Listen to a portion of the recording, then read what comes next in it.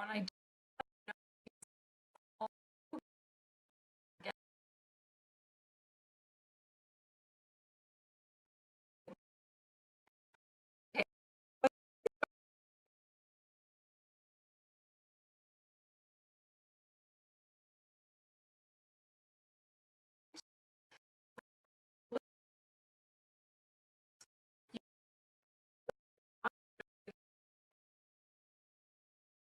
ambitions.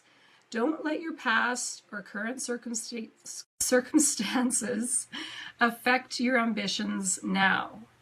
Don't feel you need to justify your dreams or goals to anyone. Habit 2 was own your morning and was all about not starting in reaction.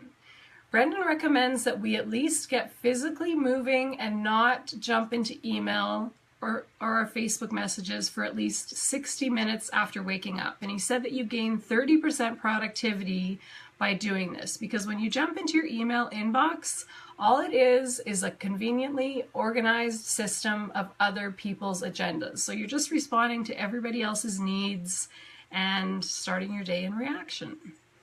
All right, so we're going to move on to, the key point. This was really important. The key point for habit number 2 was your morning must not be the launch pad for a day of reaction and randomness. It must set you up for strength and strategic advancement every day. A little tongue-tied this morning. Habit number 3, work the needle movers. The needle movers are the things that matter most. You need to identify what those are. Your efforts must become more focused, narrower, more intense, and more effective. Hey Curtis, thanks for joining. Welcome. No more random side projects, wasted weeks, silly tasks you just hate anyway. Get rid of all the clutter, distraction, all the random activities that people keep throwing at you. Wisdom comes from simplicity. Pareto was right. You guys are familiar with the Pareto principle, or Pareto? I don't know. All I know is I think it's spelled Pareto, the 80-20 rule. 20% of the activities that you do get you 80% of your results, productivity and success. Or said another way, 80% of the results come from just 20% of the activities. The other 80% of what you're doing is just wasted time. Don't ever be afraid to look back on your week or month and ask yourself, what were some of the activities or projects which were just kind of wasted efforts? Maybe you went in circles but didn't complete it, or something you did that you really didn't want or need to do, but you just felt obligated. If we never evaluate ourselves on that measure, we keep taking on more and more junk, and the more junk we take on, we don't feel alive and fulfilled. So work the needle movers, the things that matter. What will move the needle forward to better things in my life, towards more abundance and joy? Hey Tracy, thanks for joining. Welcome, nice to have you here. So the second part of this is know your 5 moves. What are the 5 moves you need to make that will give you the most bang for your buck? It's like in chess. When you get down to the last couple minutes of the game, there's just 5 moves that are going to help you to get checkmate. Well, okay, maybe it's more than that, but something like that, but you get the metaphor. You got to be strategic. What are the things that are going to matter the most? In that 80-20 principle, what are the things that are going to have the biggest impact?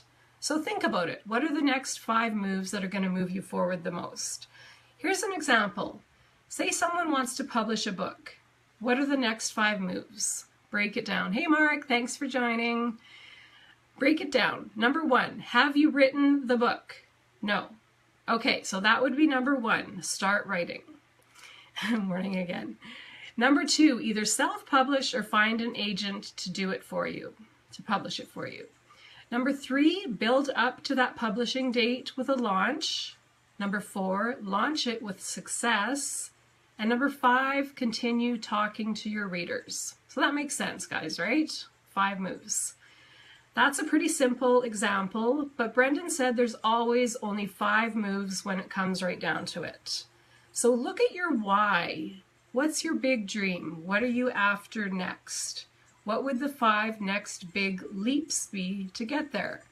Everything else, you work backwards from those 5 big leaps. Then prioritize impact, not ease.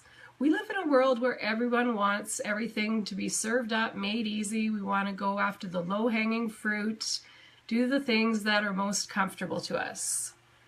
Just doing easy stuff and busy work can lead to a life that's not very fulfilled, because busy work is not your life's work. Allow yourself to struggle. Do the things that bring impact, not just the things that are easy. If you don't have the level of achievement that you want in your life, it's very possible that it's because each day you're doing the things that are easy or comfortable. Okay, habit number 4, demonstrate, then delegate. You must not fail to develop a team around you, but first you must develop yourself. A lot of people want to outsource everything because they don't have any skill yet. Kind of the mentality of just focus on your strengths and forget about your weaknesses. How well do you think that thinking works out for people? Most high-level achievers got there because they developed the skills they needed through long-term, focused hard work and persistence. They developed themselves. How do you manage a team if you don't even know what they're doing? Hey Brenda, thanks for joining. Don't avoid developing the critical skills to take you to the next level. If there's a skill you know you need to get to the top level of your career, well, you better start developing that skill.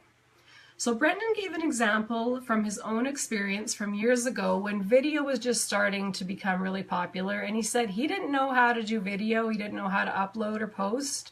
He actually said that he was terrified of the camera. He also said, and I found this quite shocking if you see or listen to him now, he wasn't good at public speaking either. Doing a webinar, it all terrified him. Now that should give us all motivation and hope. He's the world's highest paid high performance coach who does countless seminars, webinars, workshops every year. So he started out being afraid to public speak. So that, like I said, gives us all some hope.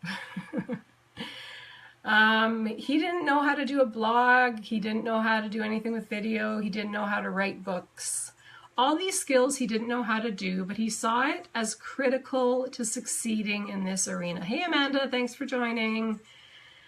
He didn't say, well, that's my weakness, I shouldn't do it, I'm just going to outsource it. He said, I better master that skill. So if there's a skill that is critical to your success in any given field, well, you better get on it and master it. It doesn't mean you can't delegate it, but don't hand off a project if you don't have a handle on its impact. How does it work? Make sure you understand the impact of something before you delegate it, because it's hard to manage something you don't understand. You might have just given someone busy work that isn't even part of the 5 moves or that 80-20 principle, that 20% that's going to make the difference. Once you do have a handle on a project's impact, go ahead and delegate anything outside of your unique ability.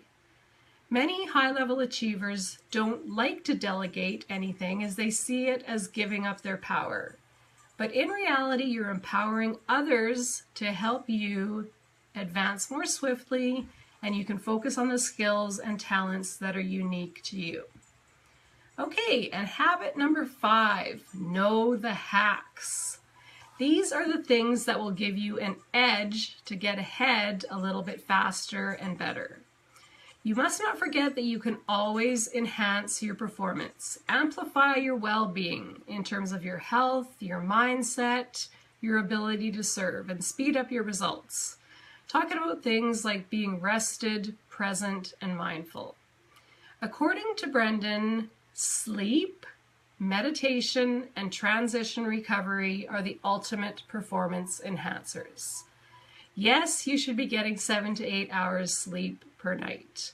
Don't listen to people who try to hack that rule. 50 years of scientific literature has proven, undeniably, indisputably, almost everybody needs 7 to 8 hours of sleep. And when they don't get that, they are cognitively impaired to the level of intoxication. They make worse decisions, they have less willpower, their motivation lasts less long, they are less creative, and they're less happy and satisfied and fulfilled in both their relationships and their career. It is undeniable science. You just can't argue that. Again, most people need 7 or 8 hours a night. Brendon said people will often say to him, "Brendon, I get by fine with 5 or 6 a night." And his response is, "Yeah, I know, you get by with it, but boy, you'd be a weapon if you got 7 or 8. Yeah, Amanda, you got a little guy though. It's a little bit challenging trying to get your solid sleep in, I bet. Those who are not getting sleep though, try to train yourself to sleep. Get help getting sleep. It will advance you faster than anything you can imagine. Because you know what? If you're already happy and successful in life and operating at a decent power, imagine if you could achieve at full power. Meditation, same thing. Science continues to prove that by meditating each day, your brain recovers faster and is more creative, tends to have more positive moods, and the amount and time in which you're able to focus, create, and feel positive emotions increases. The meditation research also shows that meditation makes people happy, more creative, and more focused. Okay, and what's transition recovery? That was the third thing that he said was so important. Transition recovery is before any new activity that you do during the day, take a moment to recover before you transition into it.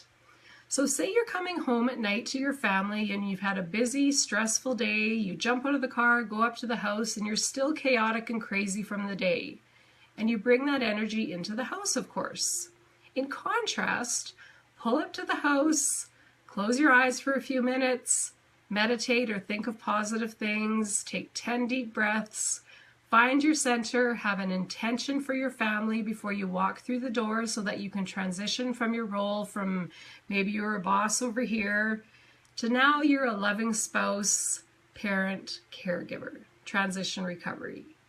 Brendon talked about even during your day transitioning from one task to another. So say you've been working on emails or a presentation or whatever, and then the next thing on your calendar, you have an appointment to talk to someone. He says he gets up, goes and has a drink of water, maybe does a little stretching or jumps up and down and bounces around a little bit, whatever, just to transition to the next thing and clear out the old energy.